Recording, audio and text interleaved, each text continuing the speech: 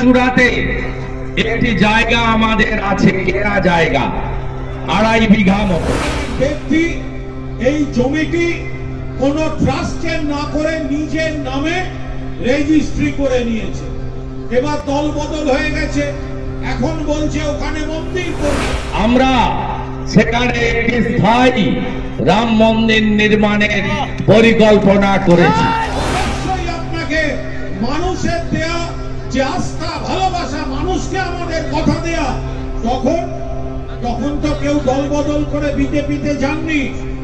তাই নিজের নামে রেজিস্ট্রি করা জমি সেটা তো বিজেপির হয়ে যেতে পারে না। শুধু রাম মন্দির নয়, ওখানে ভোগশালা, হোমিওপ্যাথিক আয়ুর্বেদিক চিকিৎসা কেন্দ্র সহ একটি সনাতনীদের আস্থার জায়গা।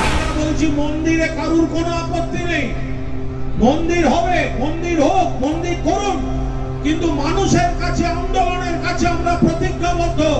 মানুষকে আমাদের প্রতিশ্রুতি দেওয়া ছিল যে শহীদদের নামে আমরা নন্দীগ্রামের মানুষের জন্য হাসপাতাল করব।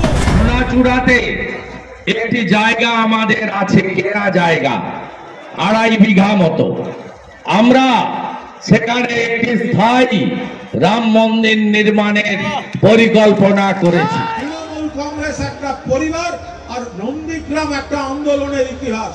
এটা শহীদদের জায়গা, এটা শহীদ পরিবারের আত্মত্যাগের জায়গা।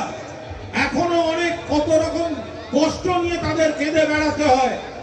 আমি সুফিয়ানদাকে বলবো, বাপ্পাকে বলবো, আমাদের এই যখন আহত হচ্ছে, শহীদরা মারা যাচ্ছে, কত লোক আহত হচ্ছে, তখন আমরা কথা দিয়েছিলাম শহীদদের নামে আমরা হাসপাতাল করে দেব। আমরা কথা দিয়েছিলাম, সেই অনুযায়ী মানুষ সাহায্য করেছিলেন, মহাশ্বেতা দেবী সাহায্য করেছিলেন, মানুষ সাহায্য করেছিলেন, তহবিল তৈরি হয়েছিল। যারা জমি দিয়েছেন, বিক্রি করেছেন, কম দামে বিক্রি করেছেন, সমাজ সেবার জন্য বিক্রি করেছেন, কারণ তারা জানতেন সেখানে হাসপাতাল হবে শহীদদের নামে। এখন দেখা গেছে কোন এক ব্যক্তি এই জমিটি কোন ট্রাস্টে না করে নিজের নামে রেজিস্ট্রি করে নিয়েছে। আগামী 6 এপ্রিল রামনবমীর দিন সেখানে ভিত পুজোর মধ্য দিয়ে সেখানে রাম মন্দির নির্মাণের কাজ শুরু হবে, যা 1 বছরের মধ্যে আমি আশা করি সম্পূর্ণ করতে পারবো। এবার দল বদল হয়ে গেছে, এখন বলছে ওখানে মন্দির করব।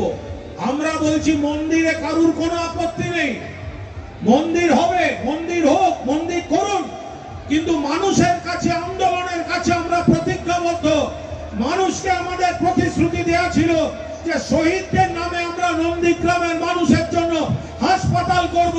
আপনারা সেই জন্য অর্থ সংগ্রহ হয়েছিল, সেই জন্য কম দামে জমি যারা দিয়েছিলেন।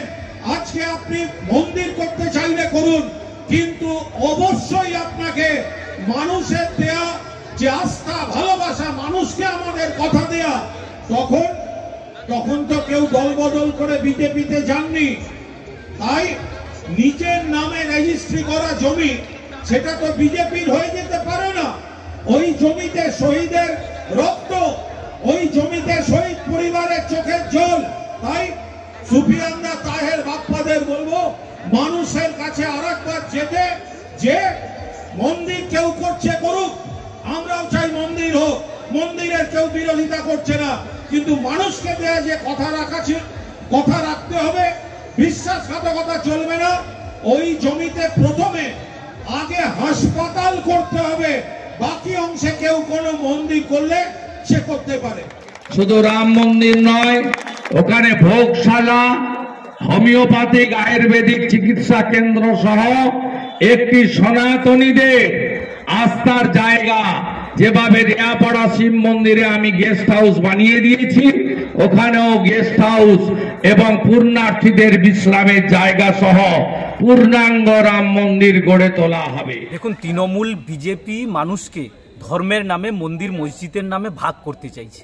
যেমন ওদিকে দেখছেন যে মোদি সাহেব বলছেন রাম মন্দির তৈরি করবেন, দিদি এখানে বলছেন জগন্নাথের মন্দির তৈরি করবেন।